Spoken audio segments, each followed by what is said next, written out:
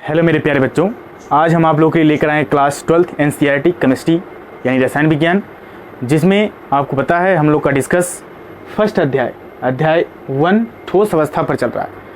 तो यह हमारा लेक्चर नंबर 3 है। लेक्चर नंबर 2 में हम लोग क्रिस्टलीय एवं अक्रिस्टलीय ठोस में क्या अंतर, उसमें क्या डिफरेंस है, इसके बारे में डिस्कस कर लिए हैं। और आज के लेक्चर में हम लोग जो है क्रिस्टलीय ठोस के वर्गीकरण, क्रिस्टलीय ठोस का वर्गीकरण यानी क्लासिफिकेशन ऑफ क्रिस्टलाइन सॉलिड के वर्गीकरण के बारे में डिस्कस करेंगे।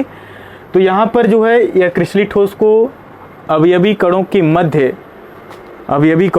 जो हमारा बंध है।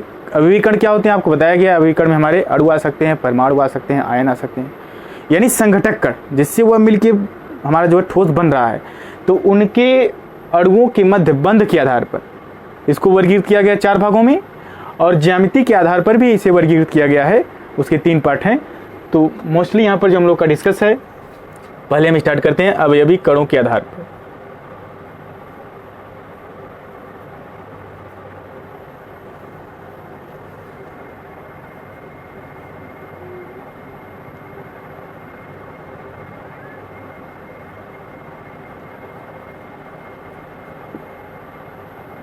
अवयवी कणों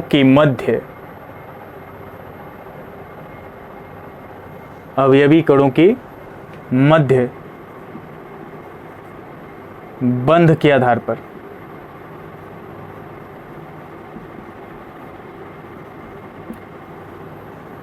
देखिए, यहां पर आपको कहा गया कि अवयवी कण जो हमारे हैं, जो उसमें कांस्टेंट पार्टिकल हमारा संघटक कण है जिससे मिलकर ठोस बन रहा है, उनके अणुओं के मध्य किस प्रकार का बंध है, उसके आधार पर इसे 4 भागों में बांटा गया है।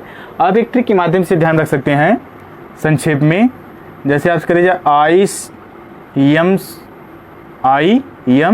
उसके बाद सी एम, यानी कहने मतलब है कि आई एम सी एम। आप समझ लीजिए आई एम सी एम। जब आपको क्रिस्टलीय ठोस के वर्गीकरण की बात की जाए तो आप तुरंत दिमाग में लाएंगे कि आई एम सी एम। आई से क्या हो जाएगा, हमारा आयनिक सॉलिड हो जाएगा।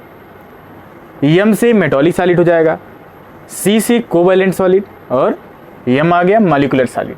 तो इसके आधार पर हम जो है इसको नोट कर लेना है, याद करने में आपको आसानी रहेगी, इसको ध्यान रखेंगे। एक ट्रिक के माध्यम से आप जो है इसको इजीली समझ जाएंगे इसके कौन कौन से भाग हैं। तो पहला क्या कहा गया, आयनिक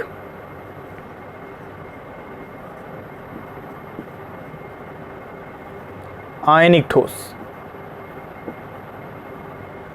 आयनिक ठोस इसका इंग्लिश नाम होता है आयनिक सॉलिड।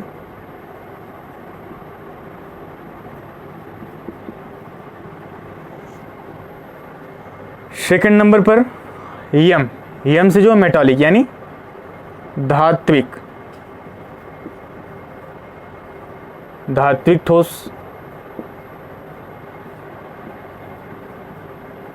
मेटॉलिक सॉलिड। थर्ड नंबर हमारा आ गया सी यानी कोवैलेंट सॉलिड, जिसका हिंदी नाम है सहसंयोजक।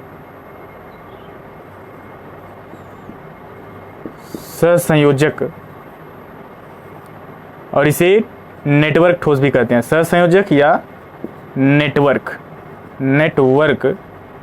ठोस। इसका इंग्लिश नाम लिख लीजिए कोवैलेंट वरार या नेटवर्क सॉलिड। ये हो गया। फोर्थ नंबर पर क्या आपको दिखाई दे रहा है, एम है यानी मॉलिक्यूलर सॉलिड। इसका हिंदी नाम होता है आणविक ठोस।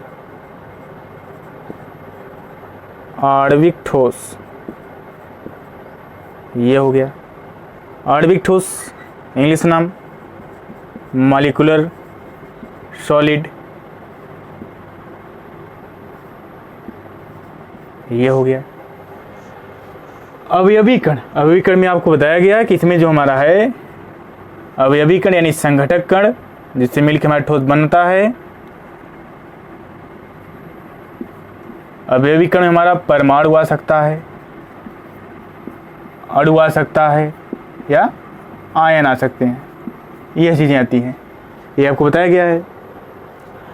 तो अवयवी कणों के मध्य बंध के आधार पर जो इसे वर्गीकृत किया गया, 4 भाग हैं: आयनिक ठोस, धात्विक ठोस, सहसंयोजक या नेटवर्क ठोस, इसके बाद हमारा आणविक ठोस।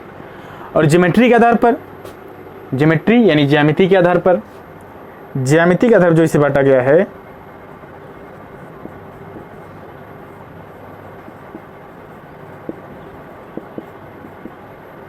ये भी 3 पार्ट हैं। पहला हमारा है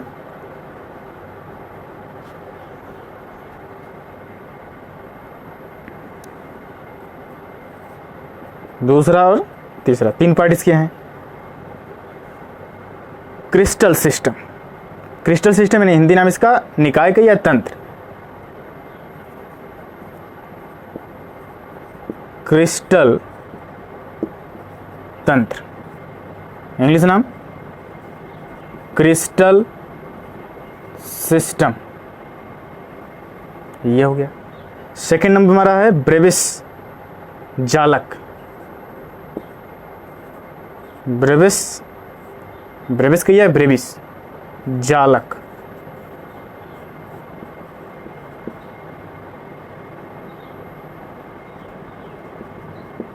ब्रेविस लैटिस, इंग्लिश नाम होता है लैटिस, ब्रेविस लैटिस हो गया। इसके बाद हमारा क्या है, क्रिस्टल ग्लासेस होता है, क्रिस्टल कक्षाएं होती है, इसका हिंदी नाम होता है क्रिस्टल कक्षाएं, इंग्लिश नाम क्रिस्टल, तो क्रिस्टल हिंदी इंग्लिश एक ही है, और क्रिस्टल क्लासेस कक्षाएं। तो यह हो गया हमारा ज्यामिति के आधार पर। ज्योमेट्री के आधार पर जो हमारा है क्रिस्टल तंत्र, क्रिस्टल सिस्टम, ब्रेविस जालक, ब्रेविस लैटिस, ब्रेविस, और इसके बाद हमारा क्रिस्टल कक्षाएं यानी क्रिस्टल क्लासेस, ये हो गया। जो क्रिस्टल तंत्र होता है यह हमारा 7 होते हैं। क्रिस्टल तंत्र हमारे कितने होते हैं? 7 होते हैं। ब्रेविस जालक ये हमारे 14 कितने होते हैं? मोस्टली इस पर क्वेश्चन आता है कि ब्रेविस जालक कितने हैं, तो आप बताते हैं वहाँ पर 14, ये ध्यान रखेंगे। 14 होते हैं, कितने होते हैं? 14। क्रिस्टल कक्षाएं जो हमारी है ये हमारा 32 होती है। तो यहाँ पर जो हम लोग डिस्कस करेंगे तो क्रिस्टल तंत्र और ब्रेविस जालक यानी क्रिस्टल सिस्टम और ब्रेविस लैटिस, इस पर बात होगी। इसको आप केवल जो है ध्यान में रखेंगे, इसको ध्यान रखेंगे। तो हम स्टार्ट करते हैं एक एक पॉइंट, स्टेप बाय स्टेप। यहाँ पर एक एक पॉइंट यहाँ से स्टार्ट करते हैं। अवयवी कणों के मध्य बंध के आधार पर तो हमारा 4 प्रकार के हैं। आयनिक ठोस के बारे में हम लोग जो है डिस्कस करते हैं।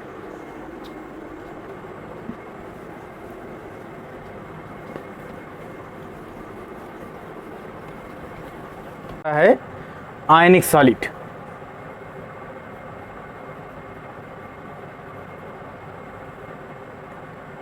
आयनिक ठोस, इसका इंग्लिश नाम है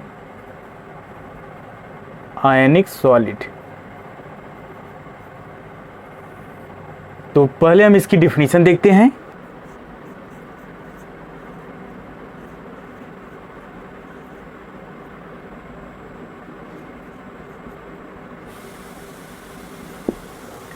देखिए यहाँ पर आयनिक ठोस क्या हमारा है? आयनिक ठोस है। तो पहले हम इसे डिफाइन कैसे करें इसके बारे में जान लेते हैं, और इसके बाद इसकी गुण के बारे में, आयनिक ठोस की गुण यानी विशेषता इसकी, क्या इसमें विशेषताएं कौन कौन सी है इसके बारे में, इसके आयनिक ठोस के गुण के बारे में जानेंगे। तो आयनिक ठोस जो हमारा नाम से पता चला आयनिक, यानी इसमें आयन होंगे। आयन हमारा धनायन ऋणायन। तो इनके अवयवी कण जो हैं, इनके अवयवी कण धनायन तथा ऋणायन होते हैं। आयनिक ठोस के अवयवी कण जो है धनायन तथा ऋणायन होते हैं, और इनके मध्य, इन अवयवी कणों के मध्य जो हमारा बल लगता है वह प्रबल स्थिर वैद्युत आकर्षण बल लगता है, जिसे हम कूलाम्बिक फोर्स भी कहते हैं। जैसे हम एग्जांपल देते हैं यहाँ पर, जैसे NaCl हमारा है, NaCl, तो जब आयनों में टूटता है तो क्या होता है? Na प्लस और Cl माइनस बनाता है। तो Na प्लस Cl माइनस, तो यह जो हमारा है इनके मध्य, इनके कणों के मध्य जो है आपका कौन सा फोर्स लग रहा है? तो आप बता रहे हैं कि यहाँ पर स्थिर वैद्युत आकर्षण बल, जिसे हम क्या बोलते हैं? कूलाम्बिक फोर्स, कूलाम्बिक बल भी कहते हैं। तो यह बल यहाँ पर काम करता है। आपने अनुभव किया होगा, जैसे स्थिर वैद्युत बल क्या होता है? आप जब एक बॉडी को दूसरे बॉडी पर रब करते हैं तो उसमें एक गुण आ जाता है जिसके कारण वह हल्की वस्तुओं को अपनी ओर क्या करता है, आकर्षित करने लगता है, जैसे कागज़ टुकड़े इत्यादि। जैसे आपने देखा होगा जब आप कंघी को बालों में रब करते हैं तो वह जो है हल्की वस्तुओं को अपनी ओर क्या करता है, आकर्षित करने लगता है। जब रफ नहीं किया उसके पहले वो आकर्षित नहीं करता, जब रफ कर देते हैं उसको तो वह आकर्षित करता है हल्के कागज़ टुकड़े को, इनके इत्यादि को अपनी ओर खींचता है। तो वह जो बल काम कर रहा है वहाँ पर वही हमारा स्थिर वैद्युत आकर्षण बल होता है। और यहाँ ध्यान देंगे वह हमारा जो है बड़ी वस्तुओं के बीच हो गया, वो तो हमारा बड़ी वस्तुओं के बीच हो गया तो वह बल कम होता है। यहाँ जो यह बल काम करता है यह मॉलिक्यूल लेवल पर है, या किसके लेवल, मॉलिक्यूल लेवल पर है। तो यह जो अणुओं के मध्य बल लगता है Na+Cl- के मध्य, यह बहुत प्रबल बल होता है। कैसा बल होता है यह बहुत प्रबल रूप से काम करता है। थोड़ा सा बल ही बहुत ही क्या होगा, प्रबल होगा। तो यह आपको समझ में आ गया। इनके अवयवी कण जो होंगे वह धनायन तथा ऋणायन होंगे, और जिनके मध्य प्रबल स्थिर वैद्युत बल कार्य करेगा। और इनका जो आप विशेषता देख लेते हैं, इनकी प्रॉपर्टी देख लेते हैं, गुण क्या है। तो गुण में आप ध्यान देंगे इनके गलनांक एवं क्वथनांक, इनका जो गलनांक है एवं क्वथनांक है वह बहुत ही क्या होता है, हाई होता है, उच्च होता है। और यह कठोर होते हैं यानी कि दृढ़ होते हैं, या क्या होते हैं, दृढ़ होते हैं। और एक बात और इसमें है कि यह भंगुर होते हैं, यानी जब इसे हम किसी प्रोसेस तोड़ते हैं तो यह टूट जाते हैं, या क्या होते हैं, भंगुर होते हैं। और इनकी जालक ऊर्जा जो है वह हाई होती है, उच्च होती है। इनकी जालक ऊर्जा क्या होती है, उच्च होती है।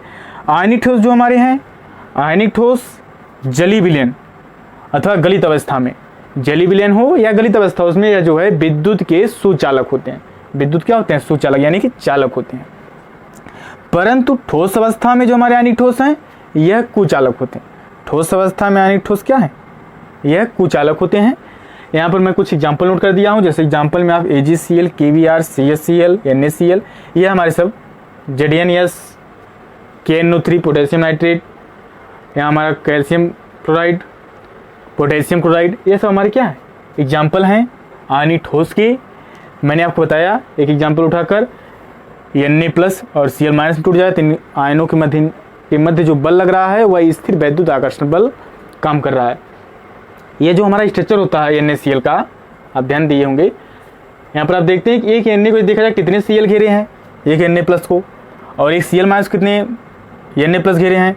तो आपको बताया गया है Na+, Cl-, Na+, Cl-, Na+, Cl-, Na+, Cl-, Na+,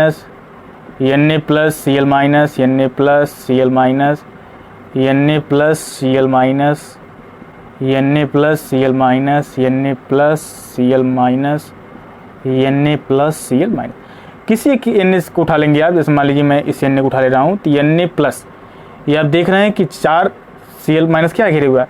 लेकिन आप इसको प्लेन में देखेंगे तो एक Cl-, मान लीजिए हमारे पास एक Na+ को हम चेक कर रहे हैं, तो एक Cl- इस तरफ, एक Cl- हमारा इस तरफ होगा, एक इस साइड होगा और एक इस साइड होगा, और एक इसके ऊपर और एक इसके नीचे, यानी एक Na+ को 6 Cl- जो है घेरे रहते हैं।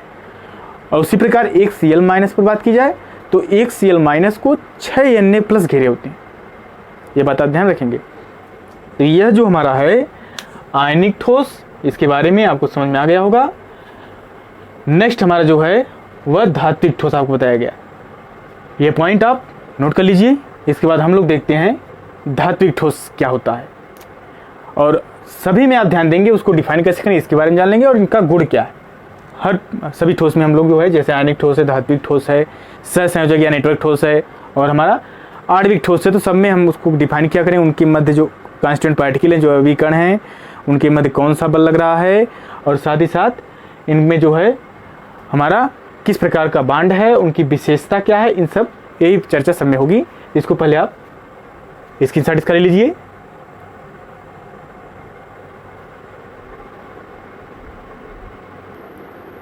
हाँ, तो देखिए धात्विक ठोस, मेटालिक सॉलिड। मेटालिक सॉलिड क्या होता है इसको देखते हैं।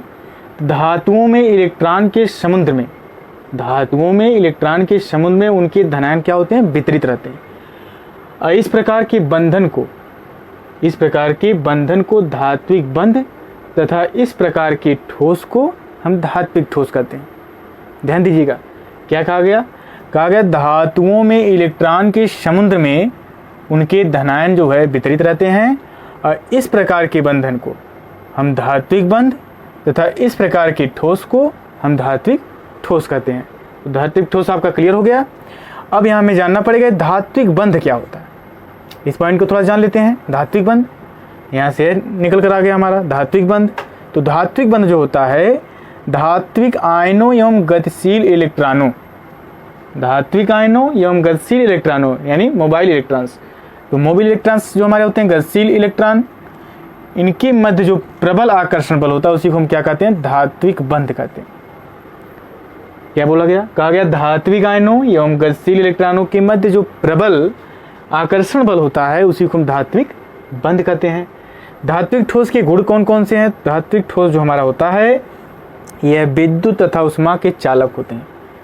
धात्विक ठोस क्या होता है, विद्युत तथा उष्मा का चालक होते हैं यह। इनमें धात्विक ठोस में जो है एक विशेष प्रकार की चमक होती है। धातु में क्या होती है, चमक होती है।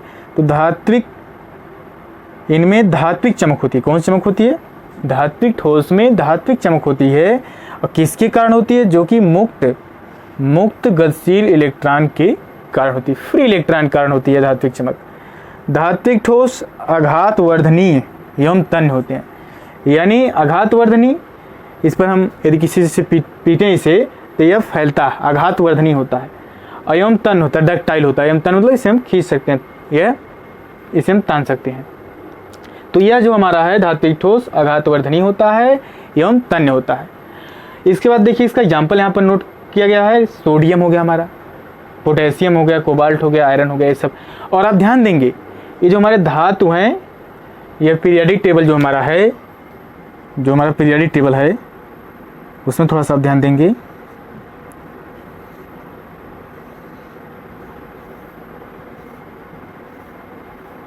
इस प्रकार पीरियोडिक टेबल आपको बताया गया है। यहाँ नीचे जो हमारा होता है वह डी एम एफ ब्लॉक होते हैं। ये डी एम एफ ब्लॉक है, ये हमारा डी ब्लॉक होता है, यह एस ब्लॉक होता है और यह पी ब्लॉक होता है। नीचे जो हमारा ये एफ ब्लॉक होता है। तो ध्यान देंगे इसमें हाइड्रोजन जो हमारा है, हाइड्रोजन को छोड़कर शेष एस ब्लॉक में जितने भी एलिमेंट हमारे हैं सब मेटल है। एस ब्लॉक में कहा गया है हाइड्रोजन को छोड़कर, हाइड्रोजन हटा दिया जाए तो बाकी जो हमारे एलिमेंट बच रहे हैं, जो तत्व बच रहे हैं वह सब क्या हैं, वह सब मेटल हैं, धातु हैं। और डी ब्लॉक और एफ ब्लॉक, या डी ब्लॉक के सभी एलिमेंट और एफ ब्लॉक के सभी एलिमेंट, टोटल जो हमारे एलिमेंट हैं यह मेटल हैं, यह क्या है, धातु हैं। और इसके बाद जो हमारा है यह पॉइंट, यह पी ब्लॉक जो हमारा है, इसमें बोरान से इसे तिरछे में देखा जाए इस प्रकार, तो इसके इधर के जो हमारे एलिमेंट हैं यह सब मेटल हैं और इस तरफ के जो हैं यह नॉन मेटल हैं। इस तरफ हमारे क्या है, धातु हैं और इस तरफ की अधातु। और यह जो तिरछे में यहाँ पर है बोरान से इधर तक, यह सब मेटलाइड हैं यानी उपधातु हैं। तो आप कोई भी एग्जाम्पल ले सकते हैं, इधर का छोड़ दें और यहाँ से हाइड्रोजन छोड़ दें, डी ब्लॉक, एफ ब्लॉक और हमारा बोरान से यहाँ तिरछे में इस तरफ जो भी एलिमेंट हैं, तो कोई भी एलिमेंट आप यहाँ पर इसके एग्जाम्पल में भर सकते हैं। मैं यहाँ पर कुछ एग्जाम्पल नोट कर दिया हूँ, तो यह पॉइंट आपको क्लियर हो गई होगी।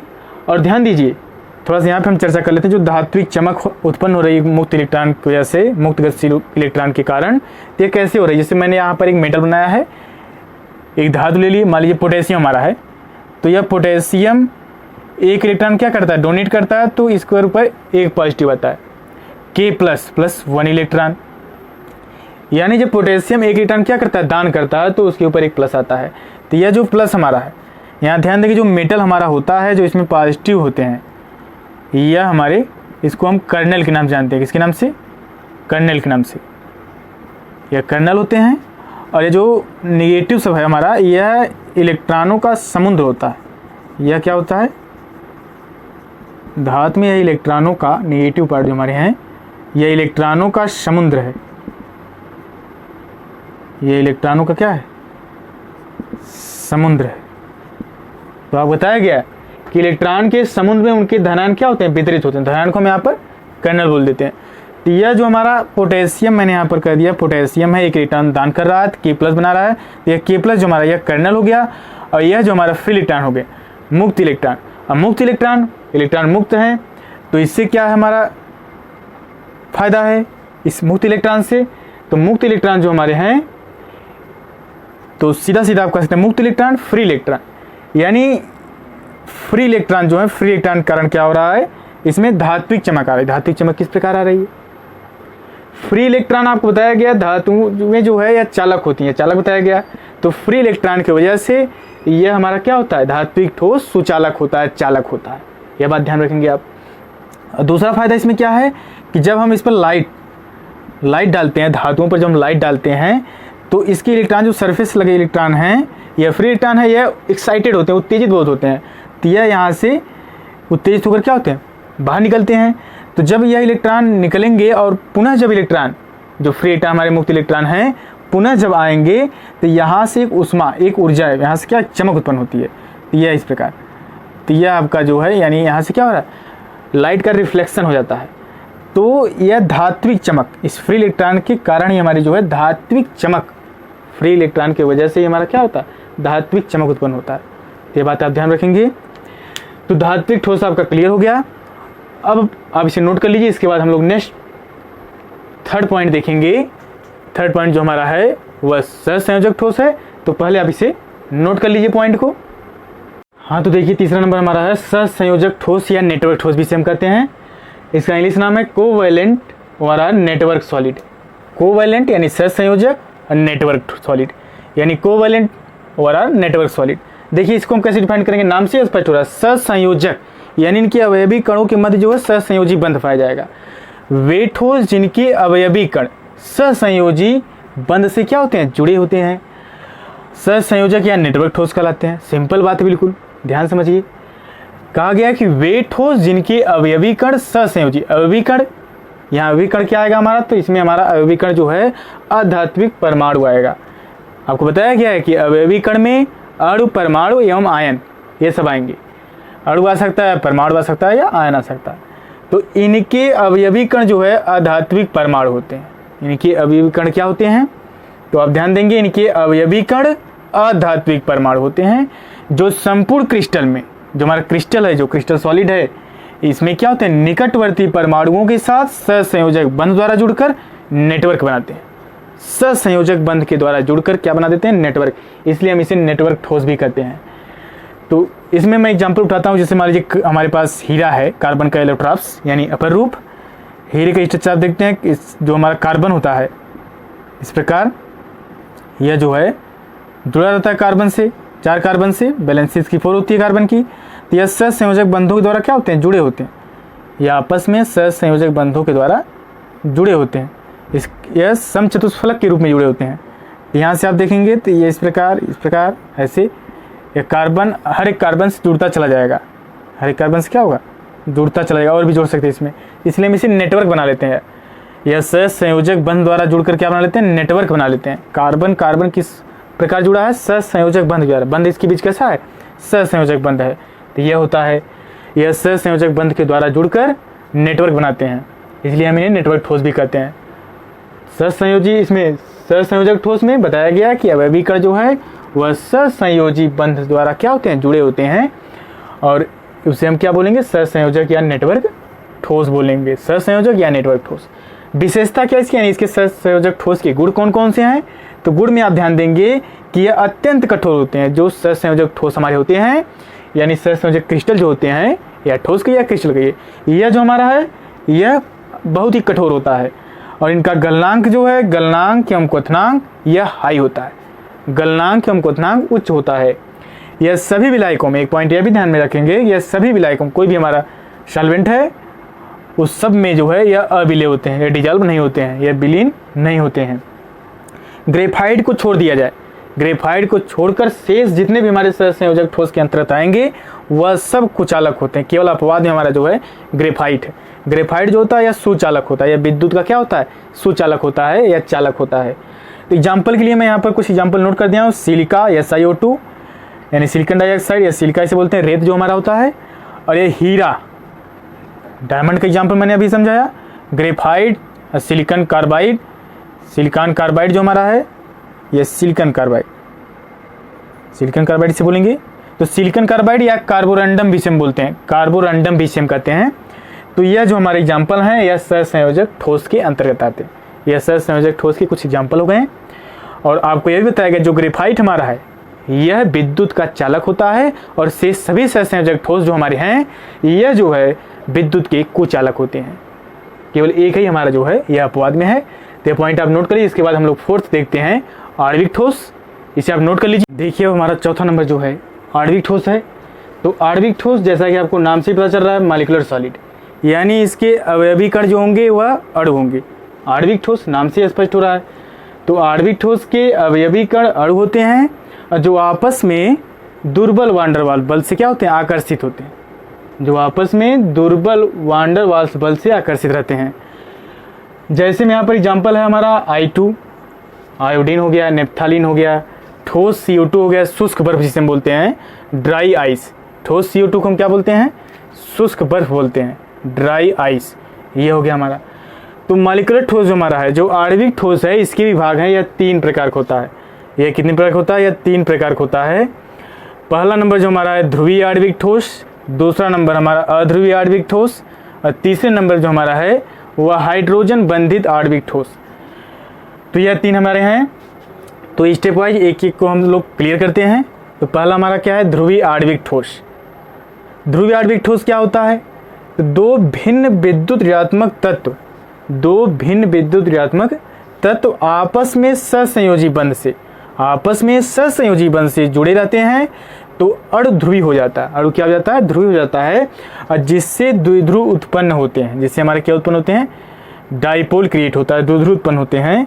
और इन द्विध्रुव अणु के मध्य स्थिर वैद्युत आकर्षण बल लगता है। इन द्विध्रुव मध्य क्या लगता है, स्थिर वैद्युत आकर्षण बल लगता है। तो इन द्विध्रुव के मध्य जो स्थिर वैद्युत आकर्षण बल लगता है, इसी को हम द्विध्रुव फोर्स भी डाइपोल फोर्स यानी द्विध्रुव बल भी कहते हैं। तो ध्रुवीय आणविक ठोस में हमारा जो बल लगता है वह डाइपोल फोर्स लगता है, द्विध्रुव बल लगता है। देखिए एग्जांपल हमारा जैसे HCl NH3 है।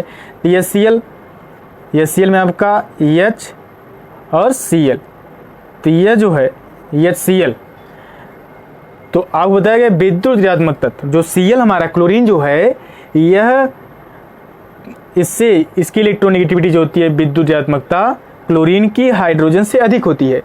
तो इस पर जो हमारा जो बंध बनेगा, इस पर Cl पर हमारा नेगेटिव आ जाएगा, तो पार्शियली नेगेटिव पर आ जाएगा आंशिक रूप से, और इस पर पार्शियली पॉजिटिव आ जाएगा।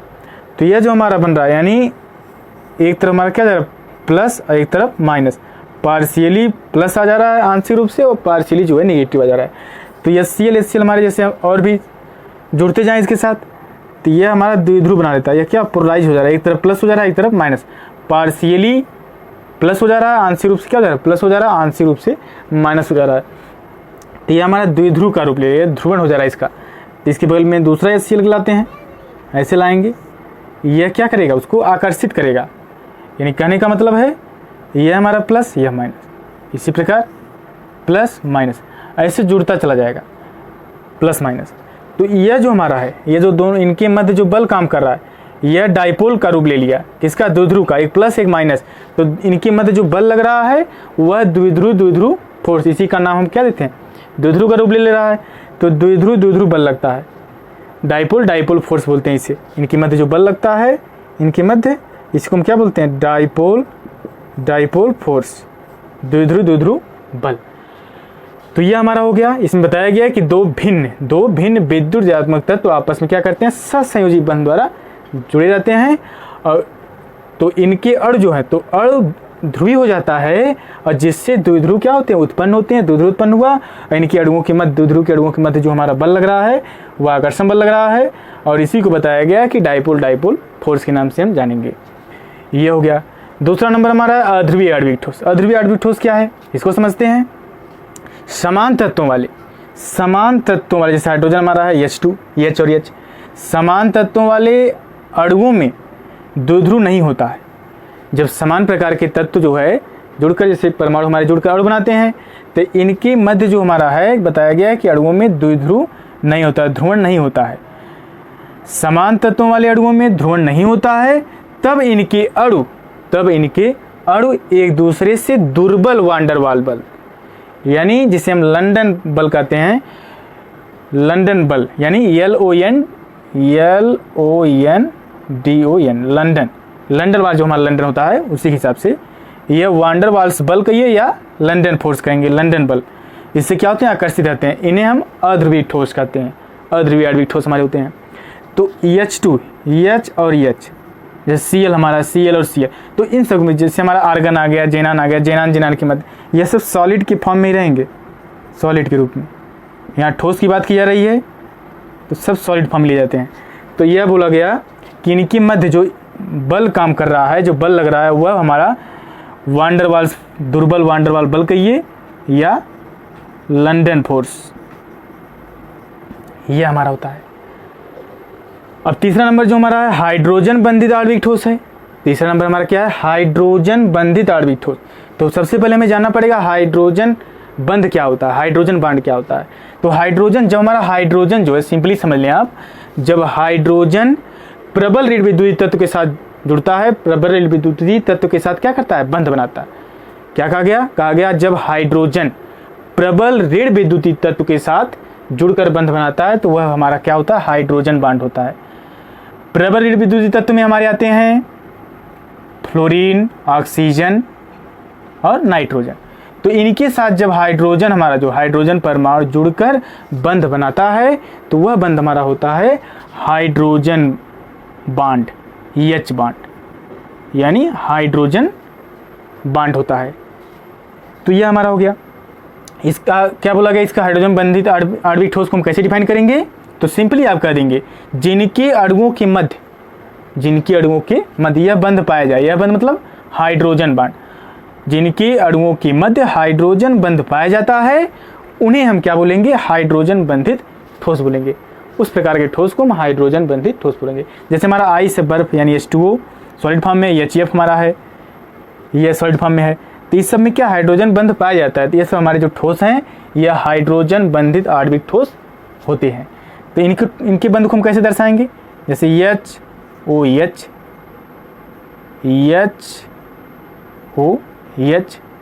HOH। तो इस प्रकार यह जो हमारा यहाँ जुड़ रहा है, यह बंध, यह जो है, यह हमारा क्या है? आगे भी जोड़ सकते हैं। तो यह जो डॉटेड से यहाँ दिखा दिया गया, यही हमारा कौन सा बांड है? H बांड, हाइड्रोजन बांड, यह हमारा।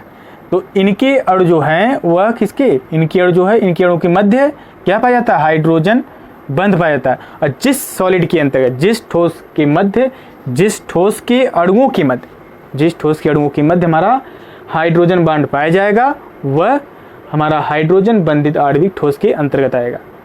H2O सॉलिड फॉर्म में, यह हमारा क्या है? हाइड्रोजन बंधित आणविक ठोस है। HF हमारा हाइड्रोजन बंधित आणविक ठोस है। एटसेट्रा कर दिया गया, और भी हैं। तो यहाँ पर आपको बता दिया गया हाइड्रोजन बंधित आणविक ठोस। जैसे HF को भी आप दर्शा सकते हैं, HF, HF, HF। तो यह बांड जो पाया जाएगा, तो यह हमारा क्या है? H बांड है, यानी हाइड्रोजन बंध है। तो जिनके अणुओं के मध्य हाइड्रोजन बंध पाया जाता है उन्हें हम हाइड्रोजन बंधित आणविक ठोस कहते हैं। यह बात आप ध्यान रखेंगे। अब इसके बाद आ जाते नेक्स्ट पॉइंट जो हमारा है आणविक ठोस। हम जान गए आणविक ठोस के पार्ट के बारे में जान गए, ध्रुवीय आणविक ठोस, अध्रुवीय आणविक ठोस और हाइड्रोजन बंधित आणविक ठोस।